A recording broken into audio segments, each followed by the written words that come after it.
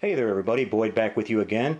Well, it's deja vu, it's the Klingon Katinga again. You guys are probably sick of looking at this. The reason I'm shooting this follow-up video is that I got a whole ton of questions that came in from you guys, and I'm going to try to answer them in this video as best as I can, rather than trying to go back and answer them all individually. There was just too many of them to answer. And a lot of questions came in about the Shuttlebay and a couple other little things on this model, so I'm going to go ahead and talk about that a little bit real quick. A lot of you guys were asking about how you could go ahead and, you know, if you want to use the Shuttlebay, but a lot of you were asking about how you could display it with the doors closed, you know, and how I would go about doing that. Well, thinking about that a little bit, I kind of wish I would have done it on this one now that I'm thinking about it more and more, but I'm still real happy with, you know, the choices I made and all that. But if you wanted to, you could do a couple more pretty easy modifications to this to make this to where you could display it with the doors open or closed. Now, the photo etch set for the Shuttlebay comes with these little door segments that are meant to be put in right here on the edges of the opening right there, which so like theoretically when the doors are open, you're going to just see the little bit of the edges there to indicate that they were there. And you could use those. You could put those in. I didn't put them in mine because I was worried it was going to block the view in there a little bit, and I wanted to see in there as much as possible. But the more I think about it, it really wouldn't have blocked the view that much, and you'd still be able to go off to the side, you know, and look in there, no problem. So, but anyway, if you wanted to, you could in the process of building this, you're going to have to put them in, you know, as you're doing. It's too late for me to do it now, but you'd have to put them in. As the instructions show you with the photo etch set at the right time when you're putting this in and getting the floor lined up and everything. And then you'd have a place where you could put the door, you could put a, you know, you could have a door that would, a full door that's closed that you could lay over the top of all of that and have it in there to look like the door is shut. Well, so when you cut this part out right here, you're doing it with a, the way I did mine is the way I talked about, I think it was in video number 4, is I used a hobby knife, a real sharp brand new hobby knife, and I just kept scribing around that over and over and over until I got it thin enough where I literally could just push it right out. And so the door came out pretty much intact. And although it would be slightly undersized now because you removed a little bit of that plastic when you did that. So what you could do is you could lay that piece down on a piece of sheet styrene. You know, pick a piece of styrene that's close to the same thickness as the door itself, and then trace around it and cut it out. Now, it's automatically, your cutout piece is automatically going to be a little bit bigger than your piece that you cut out, because if you trace around it, you can't get your pen or marker or whatever right up against it super tight. You're going to be just a little bigger, so in theory, it should be pretty close to the size that you need it to be to fit in here. And you might have to file on it and sand on it a little bit to get it to work and fiddle around with it and keep testing it until you get it to where it'll kind of fit in there, you know, without just falling out and laying against those little door segments, because you need those little door segments for something for it to hit, you know, and stop so it doesn't fall all the way in.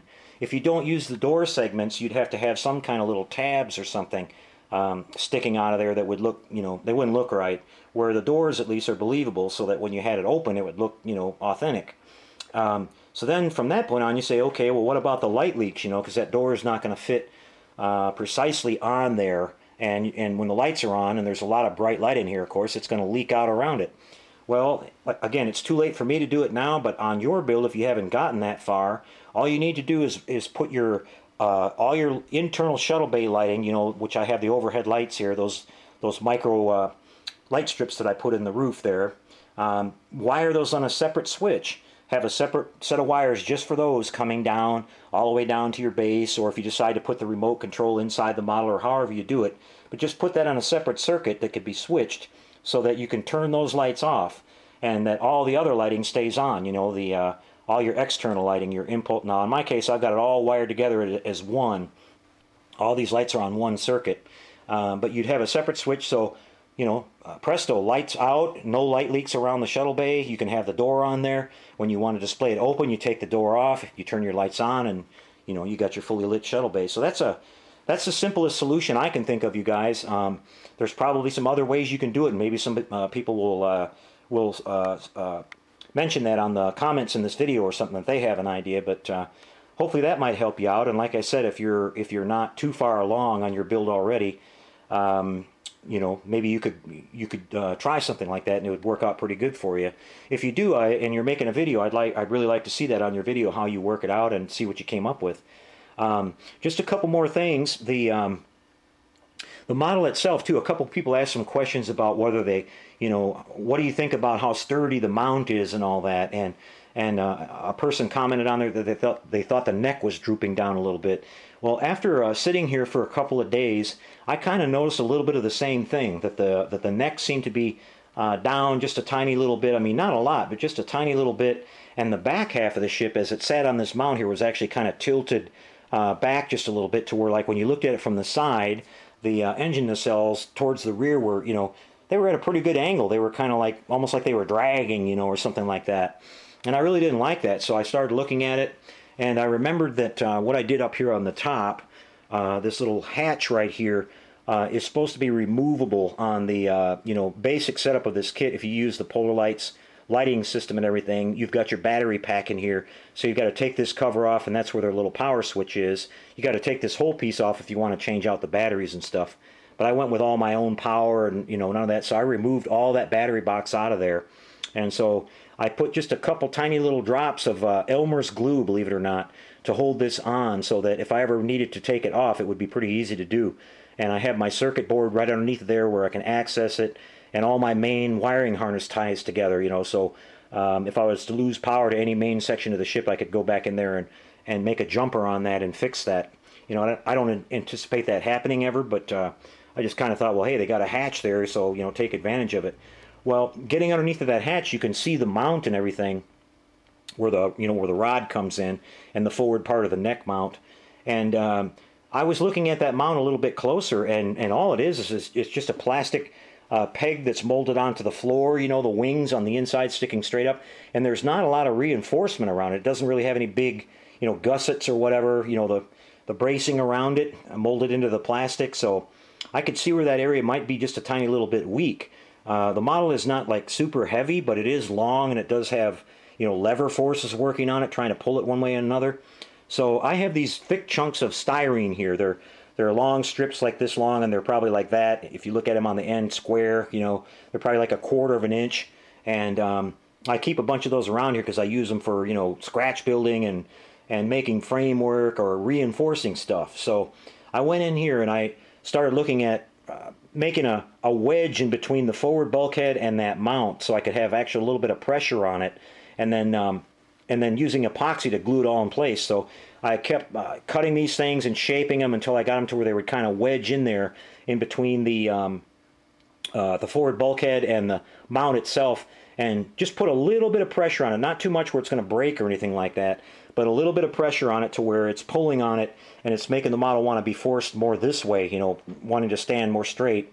And when I got it as close as I could get it without, you know, thinking I was going to force it too much, I went ahead and epoxied that all in place. And I did the same thing on the neck. I was able to use that mount and then the parts I built off of it and put more of it in there and make the bottom part of the neck want to, you know, come up just a little bit.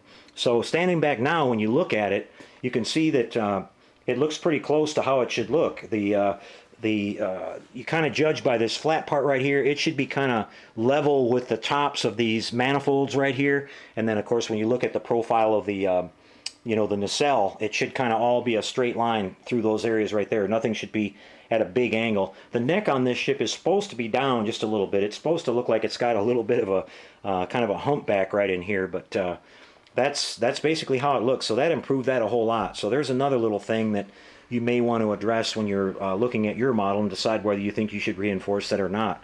I just kind of wonder over a long period of time, you know, like what that might do. Now, it gets really, really hot in my garage here.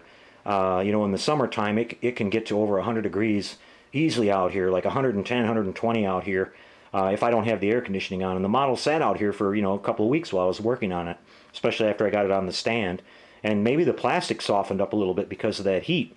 But, you know, overall, it could be something that you might want to think about for long term or whatever, you know, and just address the problem while you still can before you put the model all together. And you should be able to make that modification even if the battery box, even if you're going to use the battery box, because that's all underneath of that. And you could still do that, and or, you know, look at it yourself and see which way you would decide to reinforce it, but it might be worth it. One last thing was going back and looking at the Model 2. Another question that came in a couple times was why did I leave a gap in between the nacelle and the wings? You know, that's where the assemblies go together. Well, to be honest, I didn't look at that part of the studio model.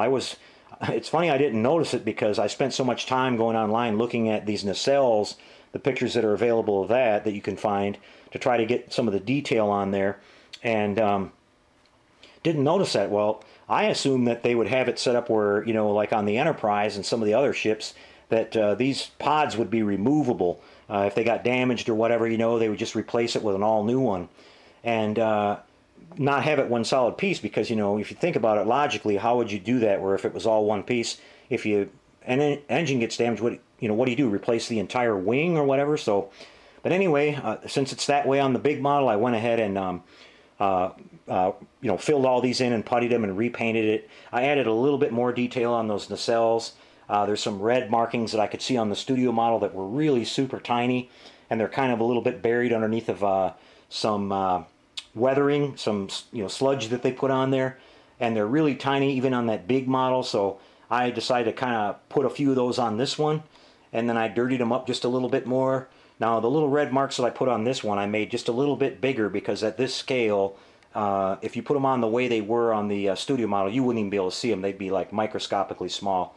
So I decided to make mine a little bit bigger. You know, it's not exactly like the studio model, but like I said, I just wanted to be able to see that they were there, and it does kind of give it a little bit more detail, you know, just a little bit more something going on there. You know, the Enterprise refit has those kind of red marks, really tiny little red marks, dots and dashes that go all over the nacelles and everything like that, and little parts of the ship. So I thought maybe those could be you know, little spots for like access panels or warnings, or who knows, you know, I mean, use your imagination on some of that stuff. But anyway, I just went in and, you know, puttied those back up and sealed those seams. So it also helped me because I noticed I did have a tiny little gap right down here. When I turned it a certain way, there was a little bit of light leaking out from the lighting that's inside the nacelle. Just, you had to look at it exactly right to see it, but it took care of that problem at the same time. So these seams here and the seams around the nacelles have all been done. But so that's still a choice you can make on yours, whether you want to do it that way or not, you know. So so there you go, guys. Just a quick update, and I promise you won't see the Katinga again unless maybe down the road I go ahead and I do decide to put it on a little bit different custom base or something like that. But I just wanted to try to answer these questions for you guys all in one shot, and to me that's what this is all about.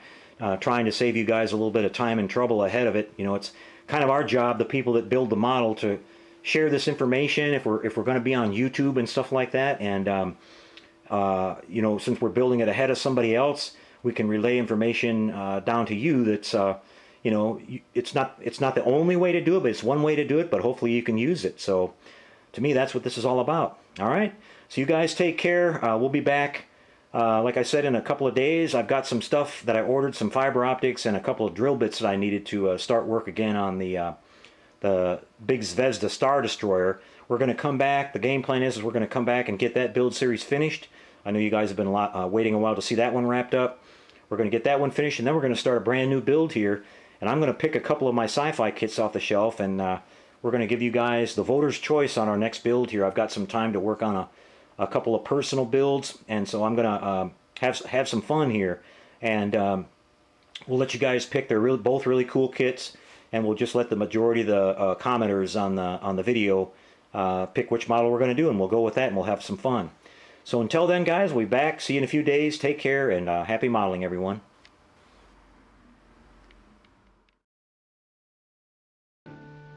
Smoke,